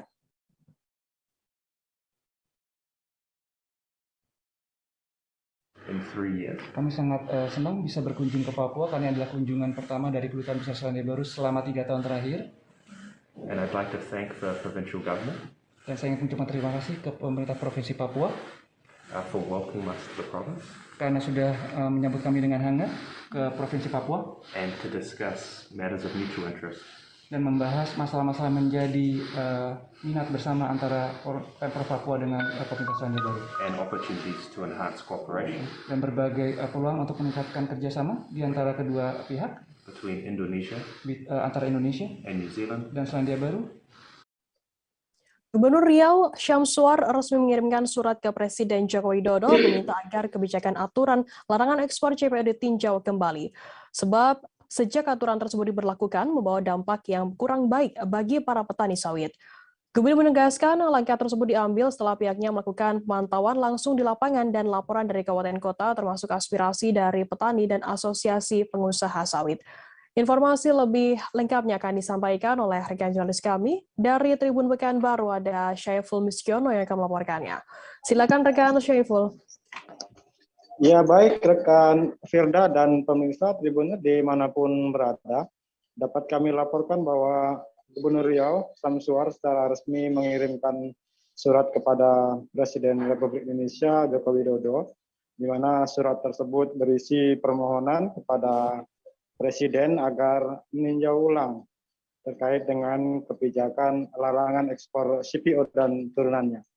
Sebab sejak aturan tersebut dikeluarkan, para petani sawit di Provinsi Riau langsung mendapatkan dampaknya karena beberapa pabrik kelapa sawit yang ada di Provinsi Riau saat ini tidak mampu lagi menerima sawit dari para petani akibat dari banyaknya sawit yang saat ini menumpuk di perusahaan yang ada di Provinsi Riau. Dari informasi yang kemarin disampaikan oleh Gubernur Riau, bahwa untuk tangki timbun CPO yang ada di pabrik kelapa sawit itu hanya mampu menampung sampai 2 minggu ke depan. Nah, saat ini sejumlah perusahaan kelapa sawit di Provinsi Riau sudah ada beberapa yang menolak sawit dari petani akibat dari banyaknya pasokan sawit yang saat ini tidak bisa diproduksi karena memang sejak adanya larangan ekspor CPO ini distribusi CPO menjadi terhambat. Oleh karena itu kemarin Gubernur Riau meminta kepada Presiden agar meninjau kembali kebijakan larangan ekspor CPO dan turunannya sehingga harga sawit bisa kembali naik karena saat ini memang di Provinsi Riau harga sawit mengalami penurunan yang cukup drastis. Jika beberapa waktu lalu harga sawit sempat mencapai harga tertinggi yaitu Rp4.000 per kilogramnya, saat ini harga sawit di Provinsi Riau ada yang berkisar di antara 2.000-an rupiah per kilogramnya. Nah, pada kesempatan tersebut, Gubernur Riau juga mengumpulkan seluruh bupati dan wali kota serta asosiasi pengusaha kelapa sawit, termasuk juga para petani sawit yang ada di Provinsi Riau, untuk mendengarkan masukan dan saran dari para bupati dan asosiasi pengusaha sawit, sehingga masukan dan saran tersebut nantinya akan disampaikan ke Presiden, hingga Presiden bisa mengambil kebijakan yang nanti berdampak baik terhadap petani sawit yang ada di Provinsi Riau. Saat ini Provinsi Riau masih menunggu kebijakan apa nanti yang akan diambil oleh Presiden Joko Widodo terkait dengan larangan ekspor CPO dan turunannya yang berdampak terhadap anjloknya harga sawit di Provinsi Riau. Begitu rekan Firda, kami kembali ke studio. Ya baik, terima kasih rekan jurnalis dari Tribun Pekanbaru Syaiful atas laporan Anda. Selamat bertugas kembali. Dan Tribuners akan kami tampilkan wawancara dari Gubernur Riau Syamsuar yang tadi sudah dihimpun oleh rekan jurnalis kami. Berikut liputannya untuk Anda. Mengajukan permohonan pada Bapak Presiden, kiranya juga dapat meninjau kembali sehingga nanti tentunya persoalan-persoalan ini dapat diatasi. Kami tadi sampaikan pada Bapak Presiden, terutama apa yang harga itu terus menurun, kemudian yang kedua yang sangat kita khawatirkan memang kemungkinan tangki timbun ini penuh, ya kata sesuai dengan asosiasi pengusaha tadi lebih kurang 2 minggu. Kalau tidak ada kebijakan ini dikhawatirkan penuh. Kalau nanti penuh berarti kan sawitnya kan mereka tidak bisa produksi dan mereka juga tidak bisa beli CPS. Nah, itu yang kita tidak harapkan. Pak Gub, ada semacam Seorang bocah laki-laki berusia 13 bulan di Kecamatan Muara Tabir, Kabupaten Tebo, dibacok oleh ibu kandungnya sendiri. Korban dibacok sebanyak 2 kali oleh ibu kandungnya dan mengakibatkan luka pada tubuhnya. Bocah tersebut terpaksa dilarikan ke Rumah Sakit Umum Daerah Sultan Taha Saifuddin disebabkan terkena benda tajam pada pinggang sebelah kiri pada Selasa 17 Mei. Informasi lebih lengkapnya akan disampaikan oleh rekan jurnalis kami dari Tribun Jambi, ada Sopianto yang akan melaporkannya. Silakan rekan Sopianto. Oke, terima kasih rekan Firda dan Tribuners. Dapat saya informasikan dari Provinsi Jambi, tepatnya di Kabupaten Tebo. Nah, seorang bocah laki-laki berusia 13 bulan di Kecamatan Muara Tabir, Kabupaten Tebo dibacok oleh ibu kandungnya. Korban dibacok sebanyak 2 kali oleh ibu kandungnya dan mengakibatkan bocah tersebut luka di bagian pinggang sebelah kiri. Bocah tersebut langsung dilarikan ke Rumah Sakit Umum Daerah Sultan Taha Saifuddin Tebo pada Selasa malam 17 Mei 2022 untuk mendapatkan perawatan dari dokter. Hal tersebut dibenarkan oleh Kapolres Tebo AKBP Pitria Mega. Nah, kata Pitria Mega, sekira pukul 12.30 waktu Indonesia Barat siang kemarin, ibu mertua dari pelaku sempat bertemu dengan pelaku yang kebetulan ibu kandung korban. Nah, pada saat itu, mertua dari pelaku sedang menggendong, ibu dari pelaku sedang menggendong anaknya yang sedang menangis. Kemudian mertuanya menanyakan kepada pelaku kenapa anaknya menangis. Pada saat itu juga ibu mertua juga menawarkan kepada pelaku untuk menggendong cucunya. Tapi pada saat itu pelaku menolak tawaran ibu mertuanya, kemudian langsung membawa pergi anaknya. Merasa curiga, ibu mertua mengikuti pelaku dari belakang. Ternyata pelaku membawa kapak yang diambil dari gudang milik mertuanya. Menurut keterangan dari Pitria Mega, ibu mertua menyaksikan langsung dari jauh bahwa pelaku membacok anak sendiri menggunakan kapak. Untuk saat ini, motif pelaku sedang didalami pihak kepolisian Polres Tebo. Sedangkan kondisi korban sudah dilakukan operasi dan saat ini sedang menjalani perawatan di Rumah Sakit Umum Daerah Sultan Taha Saifuddin Tebo. Nah, menurut informasi yang saya terima dari pihak rumah sakit, untuk saat ini kondisi korban sudah dalam keadaan membaik walaupun belum begitu stabil. Dan perlu saya informasikan juga, untuk saat ini korban sudah sadarkan diri dan sudah bisa minum susu. Begitu rekan Firda. Baik, terima kasih rekan jurnalis dari Tribun Jambi atas laporannya. Selamat bertugas kembali. Tribuners, akan kami tampilkan wawancara dari Kapolres Tebo AKBP Pitria Mega yang tadi sudah diimbun oleh rekan jurnalis kami. Berikut liputannya untuk Anda. Sekira jam 12.30, mertua dari pelaku itu menemukan atau bertemu dengan pelaku yang sedang menggendong anaknya sedang menangis. Nah, kemudian kebetulan pelaku ditanya sama ibunya, kenapa anaknya menangis. Pada saat ditanya, ibunya itu menawarkan, ibu mertua menawarkan untuk menggendong dan memberi makan atau mungkin apakah anaknya lapar atau tidak. Tapi ternyata si anak atau pelaku ini menolak, kemudian membawa pergi anak. Ibu mertua mencurigai, maksudnya ini mau kemana gitu kan, diikuti. Ternyata si pelaku ini membawa satu buah kapak yang diambil dari gudang milik mertuanya laki-laki. Diikutin terus sama ibunya, dan kemudian ibunya menyaksikan dari jauh anaknya itu, si anak mantunya membacok cucunya ini atau korban ini adalah anak kandung dari si pelaku yang berusia 13 bulan. Itu motifnya apa? Motif masih kita dalami, sementara kemarin kami fokus ke korban, sementara korban masih menjalani perawatan di Rumah Sakit Umum Daerah di Tebo. Kemudian setelah operasi kemarin kondisinya masih belum stabil saat ini. Jadi kami kemarin selain mengamankan pelaku, untuk korban juga sudah kita pantau terus ya kondisinya. Pendonor darah beramai-ramai mendatangi OTD PMI Palembang pasca Hari Raya Lebaran pada Rabu 18 Mei hari ini. Dari pantauan, setidaknya ada puluhan pendonor darah yang tengah mengantri untuk mendonorkan darahnya.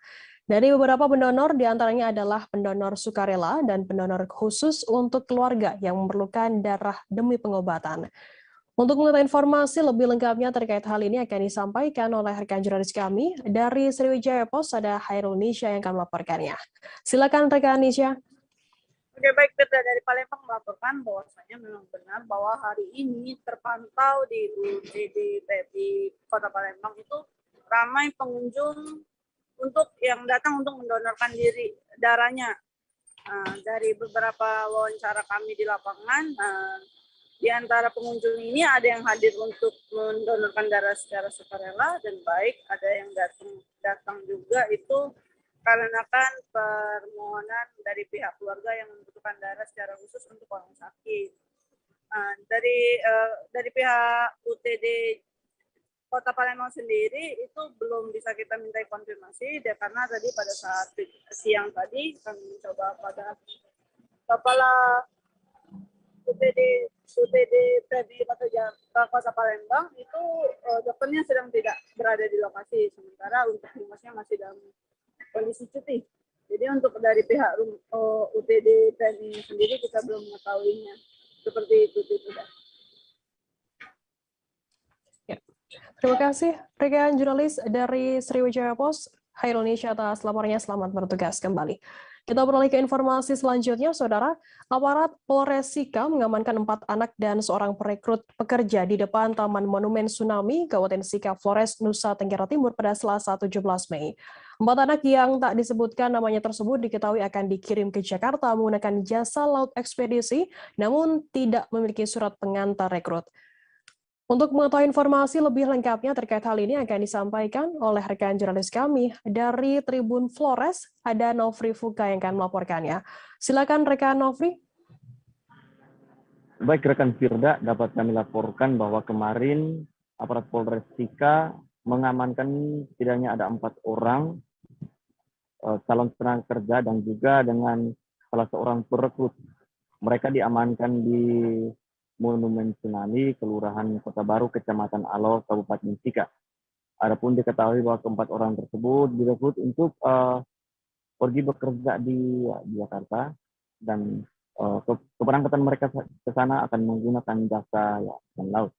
Dan setelah mereka diamankan, mereka dibawa ke pihak Polres Sika untuk dilakukan investigasi, dan setelah itu mereka ditampung di lembaga Truk F, ya.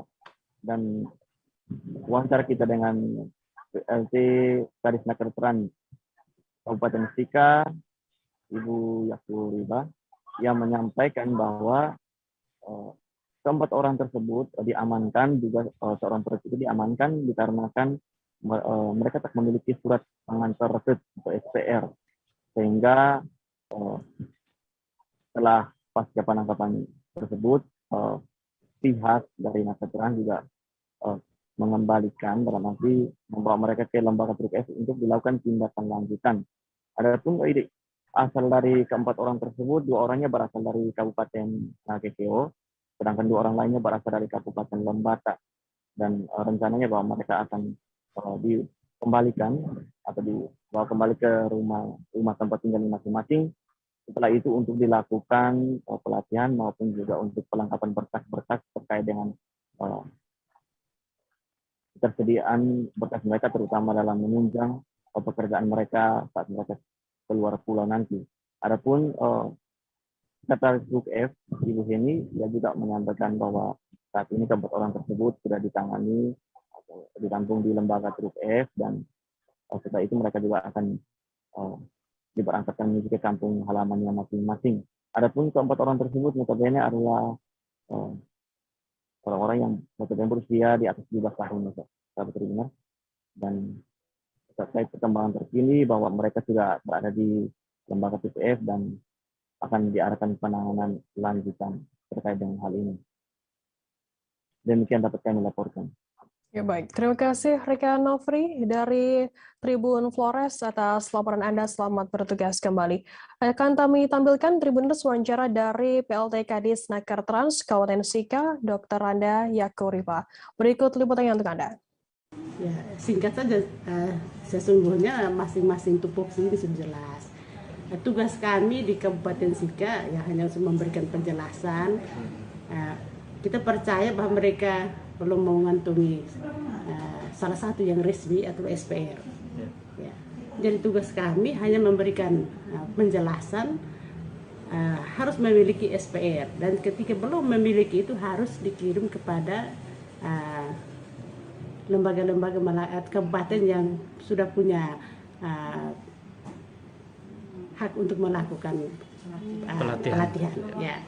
Jadi kami di sini memang tidak punya kewenangan untuk menyatakan boleh dan tidak. Tetapi kami tetap arahkan sesuai mekanisme dan aturan. Mereka yang direkrut sebelum mendapatkan SPR wajib memiliki SPR. Dengan demikian tadi sudah dijelaskan melalui kadit kami harus kembali ke kabupaten masing-masing, atau jika tidak mereka ini dikirim ke dinas nakes setempat yang memiliki NSP ya, memiliki Dikirim ke lembaga pelatihan. Dan yang ada di daratan Flores ini di Nagekeo, kalau daratan timur di Kupang.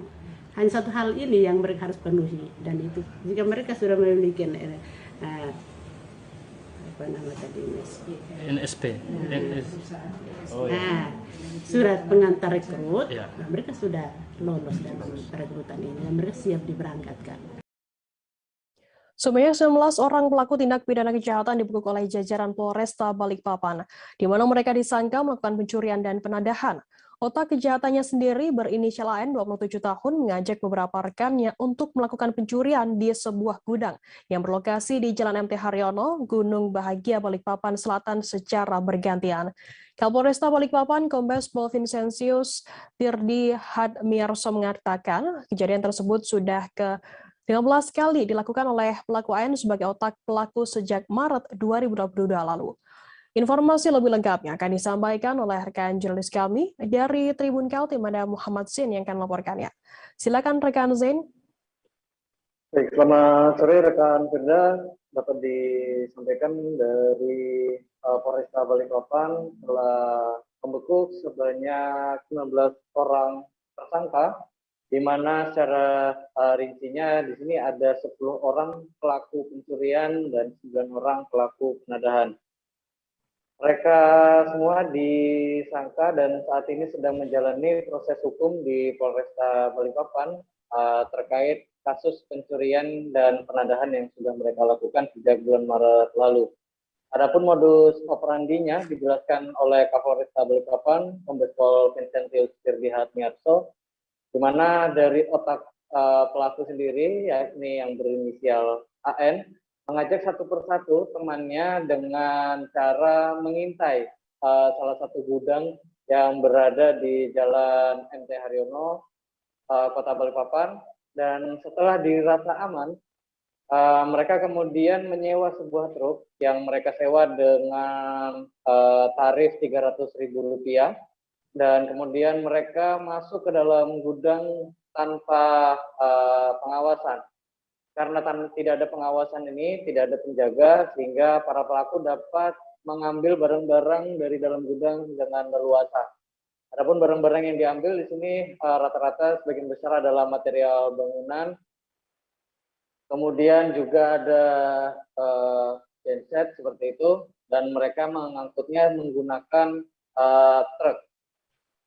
Dari pengangkatan itu disadari oleh pemilik gudang selaku pemilik barang di saat mereka sedang melakukan aksinya, dan setelah itu korban melapor ke Polresta Balikpapan dan langsung dilakukan tindak lanjut.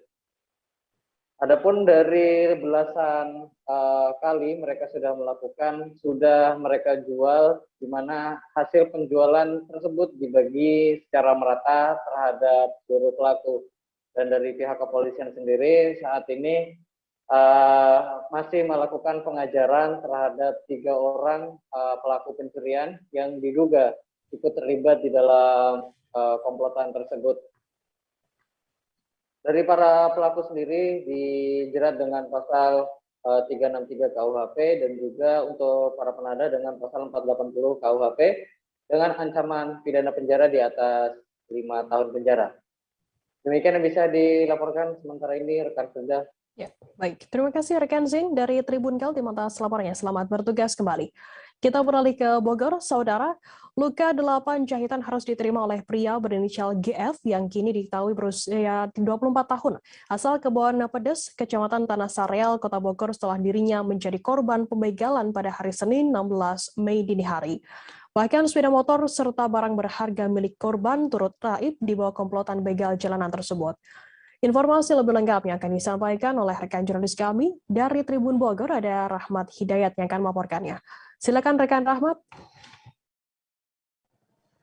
Ya baik, Firda dan rekan-rekan Tribuners lainnya dapat kami sampaikan terlebih dahulu bahwasanya kejadian naas yang menimpa seorang pemuda berusia 24 tahun berinisial GF asal Kebon Pedes, Kecamatan Tanah Sareal, Kota Bogor terjadi pada hari Senin 16 Mei sekira pukul 2 waktu Indonesia bagian Barat. Adapun kejadian itu bermula ketika GF yang berprofesi sebagai juru masak di salah satu restoran yang bekerja di daerah Pakansari, Cibinong, Kabupaten Bogor, hendak pulang ke rumahnya di daerah Kebon Pedes, Kecamatan Tanah Sareal pada Kota Bogor. Namun naas di tengah perjalanan sebelum sampai di kediamannya, GF dijegat oleh 2 orang pelaku yang melakukan pembegalan terhadap dirinya. Kemudian berdasarkan informasi yang kami dapatkan, bahwasanya pelaku tersebut sempat mengikuti GF itu dari arah belakang, kemudian menghadang GF dengan posisi motor saling berhadapan. Kemudian pelaku yang saat itu berboncengan juga langsung turun dan kemudian membacok bagian punggung dari GF itu sendiri. Dan perlu diketahui oleh rekan-rekan Tribuners lainnya bahwasanya pada saat kejadian itu GF sedang bersama seorang temannya. Namun pada saat kejadian tersebut teman dari GF ini sendiri lari karena ketakutan melihat senjata tajam. Namun teman dari GF ini sendiri bersembunyi di dalam suatu gang kecil tidak jauh dari lokasi kejadian. Nah, pada saat pelaku tersebut langsung melukai GF dengan sebilah senjata tajam yang menghasilkan luka 8 jahitan di punggung GF itu sendiri. Korban GF ini sempat mempertahankan kendaraan roda 2 miliknya, namun pelaku tersebut langsung menempelkan senjata tersebut ke bagian leher dari GF. Alhasil bagian leher dari GF itu sendiri pun mengalami sedikit luka lecet. Dan tidak berselang lama ketika senjata tajam itu ditempelkan di bagian leher, menurut pengakuan dari GF itu sendiri ketika kami menyambangi di kediamannya, motor tersebut dilepas oleh GF sehingga alhasil kendaraan roda 2 miliknya tersebut raib dibawa oleh pelaku pembegalan. Yang ternyata tidak hanya motor GF yang hilang, adapun barang-barang berharga lainnya pun turut hilang, salah satunya dompet dan surat-surat serta uang senilai Rp200.000. Kemudian kami pun mencoba menginformasikan hal ini kepada pihak kepolisian setempat. Bahwasanya berdasarkan keterangan dari pihak kepolisian setempat yang dalam hal ini merupakan kepolisian sektor Tanah Sareal Kota Bogor, melalui Kapolsek Tanah Sareal Kota Bogor, pihaknya akan melakukan penyelidikan terhadap kasus yang menimpa GF ini yang terjadi pada Senin dini hari tersebut. Adapun saat ini menurut keterangan dari pihak kepolisian sudah memeriksa saksi-saksi yang dalam hal ini merupakan teman dari GF itu sendiri yang berjumlah 2 orang. Namun tidak berhenti dari pemeriksaan saksi-saksi tersebut, pihak kepolisian pun sedang mencari bukti-bukti lainnya, terutama kamera pengawas CCTV. Namun dalam pemeriksaan tersebut pihak kepolisian sedikit mengalami kesulitan dikarenakan tidak adanya kamera pengawas CCTV di dekat lokasi kejadian pembegalan yang menimpa GF itu sendiri. Namun cara lainnya akan digunakan oleh pihak kepolisian sektor Tanah Sareal dengan menunjukkan data-data tersangka ataupun pelaku-pelaku kekerasan yang berada di Kota Bogor, terutama yang berada di wilayah Tanah Sareal, untuk ditunjukkan kepada GF. Semoga saja menurut pihak kepolisian, GF itu sendiri mengenali wajah dari foto-foto yang akan dibawa oleh pihak kepolisian sektor Tanah Sareal kepada GF itu sendiri. Kemudian dapat kami informasikan juga beberapa fakta lainnya terkait kejadian yang menimpa GF ini yang terjadi pada Senin lalu. Diketahui bahwasanya motor yang raib di bawah begal tersebut berdasarkan keterangan dari GF itu sendiri merupakan motor berjenis Matic yang baru keluar pada tahun 2021 dan dirinya pun baru membeli sekitar 8 bulan yang lalu dan saat ini masih proses cicilan. Kemudian berdasarkan pengakuan dirinya, GF saat ini tidak muluk-muluk. Dirinya meminta untuk pihak kepolisian untuk terus melakukan penyelidikan. Sederhananya menurut GF, motor yang dicuri oleh pelaku tersebut bisa kembali kepada dirinya dan pelaku bisa ditangkap oleh pihak kepolisian dalam waktu pemeriksaan yang saat ini terus dilakukan oleh pihak kepolisian Tanah Sereal.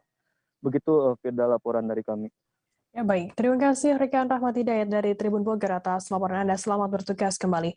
Tribuners, akan kami tampilkan wawancara dari korban GF 24 tahun. Berikut liputannya untuk Anda. Ini untuk buat laporan. Nah dari situ pihak polisi ngomong apa nih ya ke AA? Maksudnya akan dikejar pelakunya atau gimana kata polisi itu? Untuk kemungkinan itu saya belum tahu ya.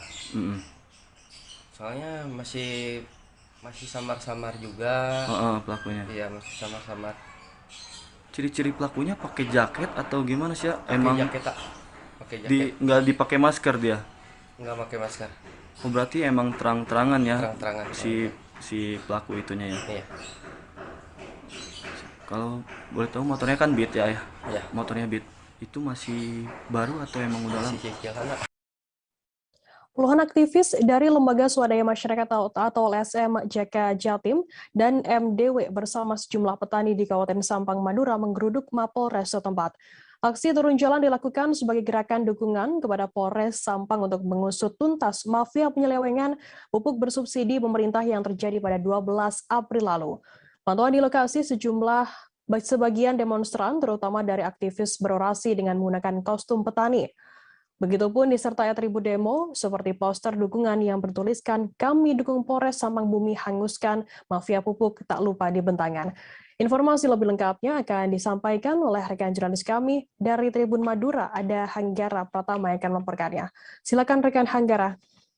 Baik, terima kasih rekan Firda. Jadi kami melaporkan berdasarkan pernyataan dari Korlap Aksi Muhammad Hakim bahwa aksi dukungan mengusut tuntas mafia pupuk kali ini berangkat dari banyaknya keluhan petani karena sulit mendapatkan pupuk bersubsidi.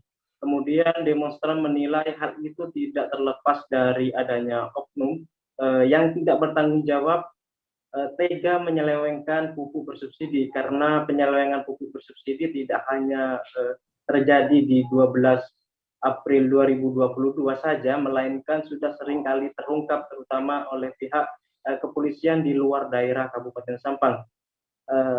Buktinya pada 2021 lalu, truk bermuatan pupuk bersubsidi jenis ZA seberat 8 ton dari Kabupaten Sampang diamankan pihak kepolisian di Blora, Jawa Tengah. Kemudian pada 23 Mei 2022, Polres Magetan juga melakukan penangkapan truk bermuatan sekitar 9 ton pupuk berjenis ZA berasal dari Kabupaten Sampang.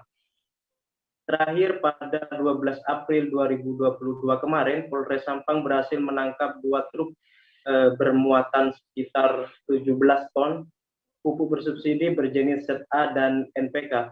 Akan tetapi hingga saat ini mafia atau dalang di balik kasus tersebut tidak kunjung berhasil terungkap. Maka dari itu para demonstran mendukung Polres Sampang untuk mengusut tuntas mafia pupuk hingga ke akar-akarnya, agar kelangkaan pupuk tidak lagi dirasakan oleh para petani. Sementara jalannya demo ditanggapi oleh pihak Polres Sampang melalui Kasat Reskrim Polres Sampang AKP Irwan Nugraha, di mana ia berterima kasih atas dukungan tersebut dan hingga saat ini proses pengungkapan kasus terus berjalan sesuai prosedur yang berlaku. Bahkan Polres Sampang sudah mengamankan 2 tersangka baru sehingga jumlah total tersangka yang diamankan saat ini sebanyak 5 orang. 3 tersangka pertama yang diamankan berperan sebagai supir dan kernet. Kemudian 2 tersangka baru berperan sebagai pembeli pupuk bersubsidi di kios-kios. Seperti itu rekan Firda. Ya, baik, terima kasih rekan Hanggara Pratama dari Tribun Madura atas laporannya. Selamat bertugas kembali. Tribuners, kita akan jeda sejenak, tetaplah di Live Update.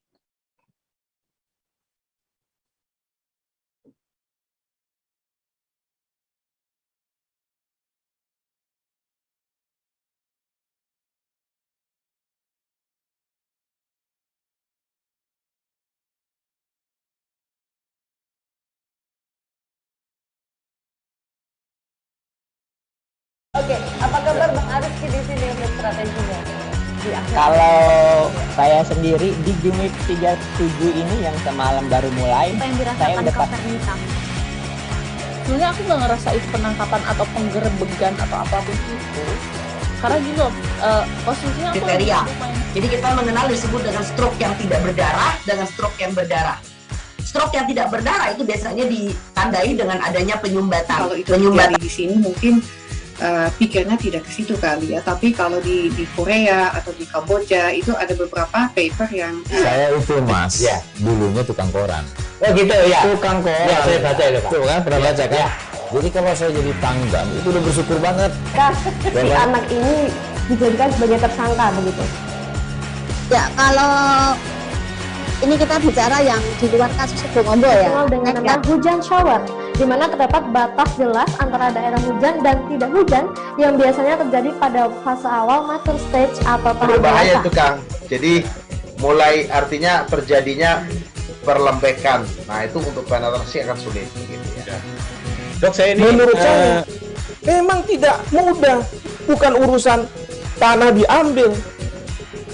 Kalau misalnya Amerika Serikat sekarang, Rasulullah mengatakan dalam sebuah hadis bahwa berpuasa di 6 hari Syawal itu. Oke, apa kabar Bang Ariski di sini untuk strateginya? Kalau saya sendiri di game week 37 ini yang semalam baru mulai, saya udah sebenarnya aku nggak ngerasa itu penangkapan atau penggerebegan atau apapun itu, karena gitu posisinya aku kriteria. Jadi kita mengenal disebut dengan stroke yang tidak berdarah dengan stroke yang berdarah. Stroke yang tidak berdarah itu biasanya ditandai dengan adanya penyumbatan. Kalau itu terjadi di sini mungkin pikirnya tidak ke situ kali ya, tapi kalau di Korea atau di Kamboja itu ada beberapa paper yang saya itu mas, ya dulunya tukang koran. Oh gitu ya. Tukang koran. Ya saya baca itu Pak. Tuh kan pernah baca kan? Ya. Jadi kalau saya jadi tanggam itu udah bersyukur banget. Si anak ini dijadikan sebagai tersangka begitu. Ya kalau ini kita bicara yang di luar kasus Situbondo ya. Dengan nama hujan shower, di mana terdapat batas jelas antara daerah hujan dan tidak hujan yang biasanya terjadi pada fase awal mature stage atau tahap berbahaya dewasa. itu Kang. Jadi mulai artinya terjadinya perlembekan. Nah itu untuk penetrasi akan sulit. Gitu ya. Dok, saya ini menurut saya memang tidak mudah, bukan urusan tanah diambil. Kalau misalnya Amerika Serikat sekarang, Rasulullah mengatakan dalam sebuah hadis bahwa berpuasa di 6 hari Syawal itu. Oke, apa kabar Bang Ariski di sini untuk strateginya? Kalau saya sendiri di game week 37 ini yang semalam baru mulai, saya udah sebenarnya aku nggak ngerasa itu penangkapan atau penggerebegan atau apapun itu, karena gitu posisinya aku kriteria. Jadi kita mengenal disebut dengan stroke yang tidak berdarah dengan stroke yang berdarah. Stroke yang tidak berdarah itu biasanya ditandai dengan adanya penyumbatan. Kalau itu terjadi di sini mungkin pikirnya tidak ke situ kali ya, tapi kalau di Korea atau di Kamboja itu ada beberapa paper yang saya itu mas, ya dulunya tukang koran. Oh gitu ya. Tukang koran. Ya saya baca itu Pak. Tuh kan pernah baca kan? Ya. Jadi kalau saya jadi tanggam itu udah bersyukur banget. Si anak ini dijadikan sebagai tersangka begitu.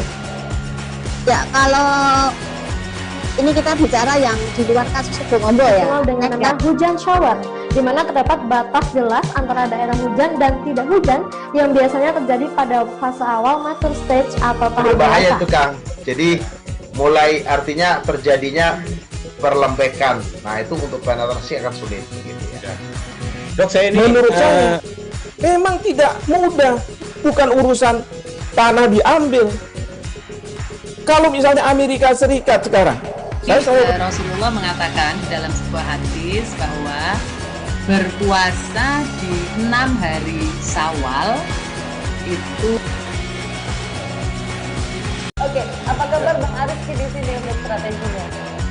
Kalau saya sendiri di Game Week 37 ini yang semalam baru mulai, saya udah pas.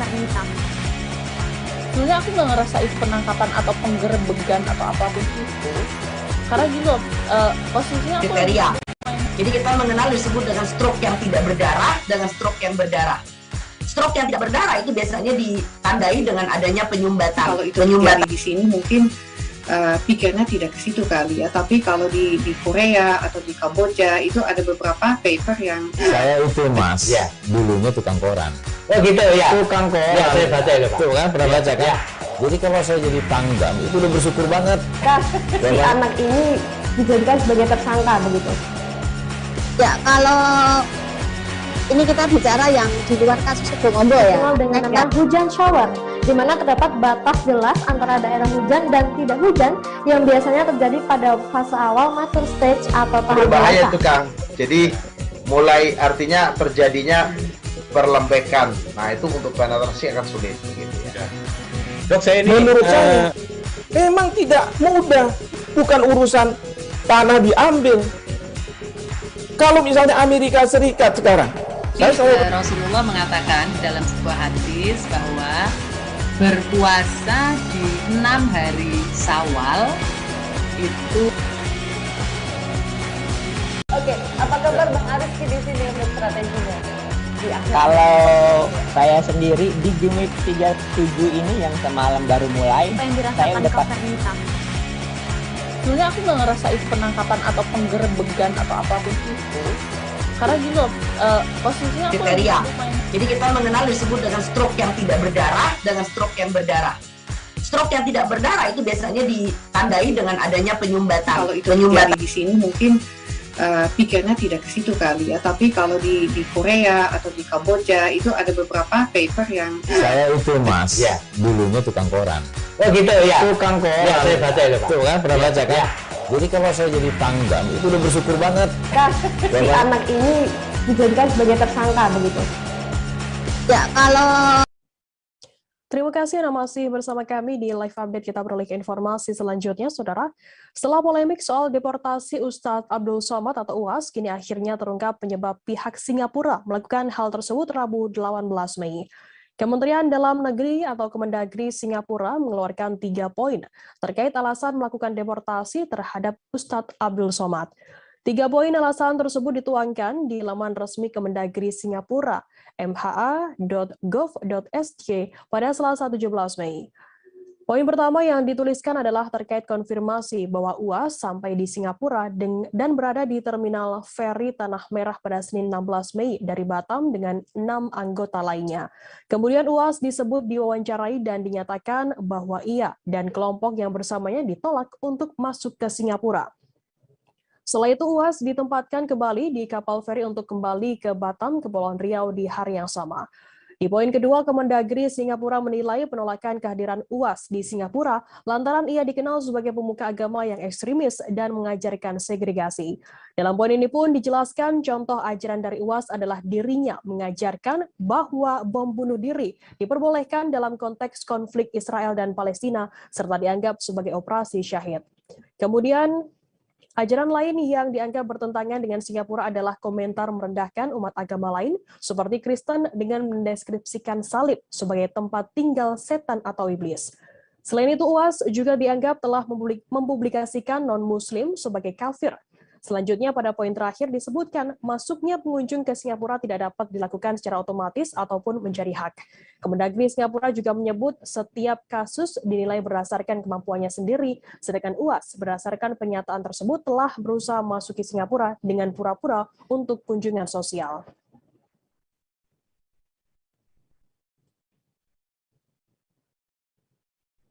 Kita beralih ke informasi selanjutnya, Saudara. Polda Jawa Timur memeriksa 6 orang penumpang bus yang selamat dari insiden kecelakaan bus di Tol Sumo atau Surabaya Mojokerto kilometer 712 yang menewaskan 14 orang pada Senin 16 Mei.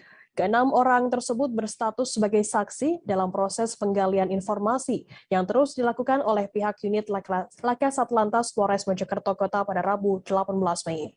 Kabid Humas Polda Jatim Kombes Pol Dirmanto mengatakan satu di antara saksi yang diperiksa adalah sopir utama bus bernama Ahmad Ari.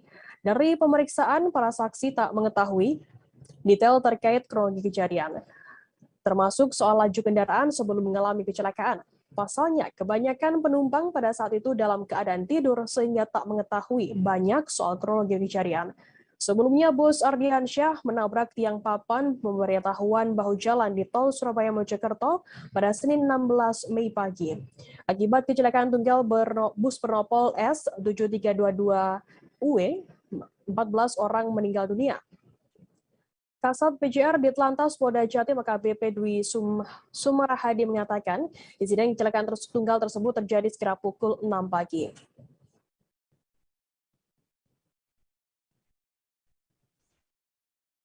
Kita beralih ke informasi lainnya, Saudara.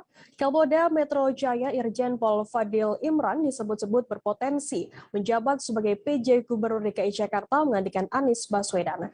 Hal itu dikatakan langsung oleh politikus senior Gerindra Muhammad Taufik. Taufik mengatakan ada 4 kriteria yang harus dimiliki oleh calon PJ Gubernur DKI Jakarta. Yang pertama yakni harus mengetahui seluk-beluk pemerintahan DKI Jakarta. Kedua, seorang calon PJ Gubernur DKI Jakarta harus memiliki kedekatan dengan Presiden Joko Widodo. Ketiga, mampu berkomunikasi dengan anggota legislatif. Dan yang terakhir, calon PJ Gubernur DKI Jakarta memiliki kompetensi. Sosok Irjen Pol Fadil Imran disebut akan menggantikan Anies Baswedan. Lantas, siapakah sosoknya? Muhammad Fadil Imran merupakan nama lengkapnya. Ia adalah seorang petinggi kepolisian yang menjabat sebagai Kapolda Metro Jaya sejak 16 November 2020 lalu. Sebelumnya dirinya menjabat sebagai Kapolda Jatim. Ia lulus dari Akademi Kepolisian pada tahun 1991 dan berpengalaman di bidang penyidikan. Sebelumnya, beliau menjabat sebagai staf ahli sosial budaya Kapolri. Dikutip dari visip.ui.ac.id, dirinya sempat menempuh program studi doktor di Departemen Kriminologi Fakultas Ilmu Sosial dan Ilmu Politik Universitas Indonesia. Untuk riwayat jabatannya, ia pernah menjabat sebagai Kapolres Metro Jakarta Barat pada tahun 2013, kemudian menjadi analis kebijakan media bidang Pidum Bareskrim Polri pada tahun 2015, kemudian menjabat sebagai Direskrim Sus Polda Metro Jaya pada tahun 2016, menjabat sebagai Wadirtip Pideksus Bareskrim Polri pada tahun yang sama, dan kemudian pada tahun 2017 menjabat sebagai Dirtipid Siber Bareskrim Polri. Di tahun 2018, menjabat sebagai Dirtipidder Bareskrim Polri. Dan di tahun 2019, menjabat sebagai Sahlisos Bud Kapolri. Di tahun 2020, Kapolda Jawa Timur dan menjabat sebagai Kapolda Metro Jaya.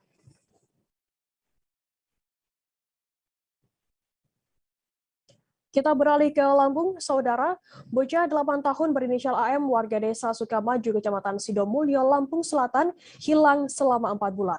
AM menghilang selesai dibawa teman dekatnya bernama Helmi, 25 tahun, warga desa Seloretno, Kecamatan Sidomulyo, Kabupaten Lampung Selatan. Putra pasangan Siti Zuraida, 44 tahun, Ridwan Tahir, 45 tahun itu merupakan bocah ketiga yang sudah dibawa oleh Helmi. Sebelumnya ada 2 bocah yang lebih dahulu dibawanya pergi. Semuanya anak-anak di bawah umur dan paling lama dikembalikan ke keluarga setelah 10 hari. Ayah korban bernama Ridwan mengatakan anaknya dijemput di sebuah kontrakan di tengah kota Pekanbaru, Riau.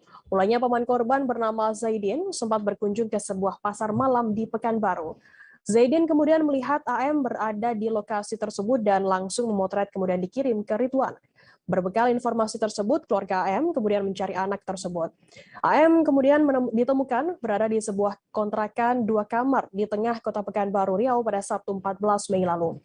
Ridwan membenarkan anaknya dibawa pergi oleh Helmi. Ridwan mengatakan Helmi sudah 1 bulan menghilang dan anaknya tinggal sendiri di kontrakan tersebut. Siti Ibu Dari AM menceritakan apa yang disampaikan anaknya bahwa sang anak dipaksa berjualan pisang dan air mineral di terminal untuk menyambung hidup. Pihak keluarga menyayangkan tindakan yang dilakukan oleh Helmi. Asalnya mereka sudah menganggap Helmi seperti keluarga sendiri dan tak menaruh curiga kepada pelaku.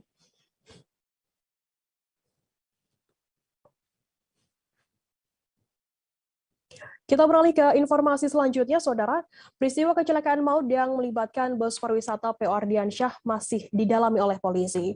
Bus tersebut mengalami kecelakaan tunggal di tol Surabaya-Mojokerto kilometer 712 hingga mengakibatkan 14 orang meninggal dunia. Kini sopir bus pariwisata tersebut Ade Firmansyah, 28 tahun, terindikasi mengonsumsi sabu saat mengemudikan busnya. Direktur Ditlantas Polda Jawa Timur Kombes Pol Latif Usman mengatakan hasil tersebut didapat dari tes urin yang dilakukan oleh Ade.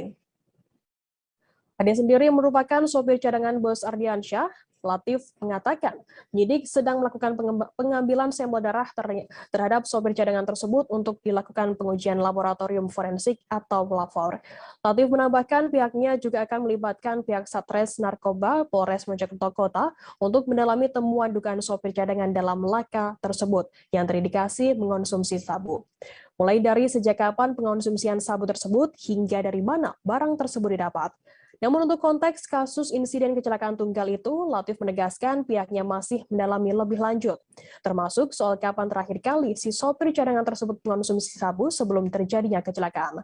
Pasalnya terdapat temuan kronologis selama perjalanan menuju Dieng, Wonosobo, sopir cadangan tersebut diketahui tidak ikut kegiatan liburan di destinasi wisata yang dikunjungi oleh para penumpangnya.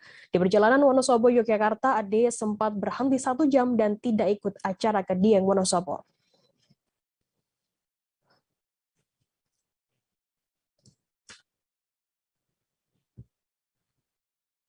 Tribuners, informasi tadi sekaligus menutup perjumpaan kita dalam live update hari ini.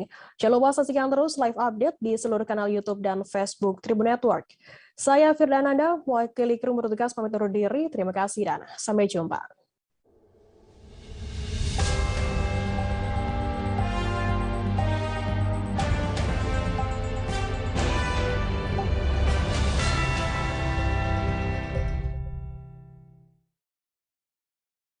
Jangan lupa like, subscribe, dan share ya!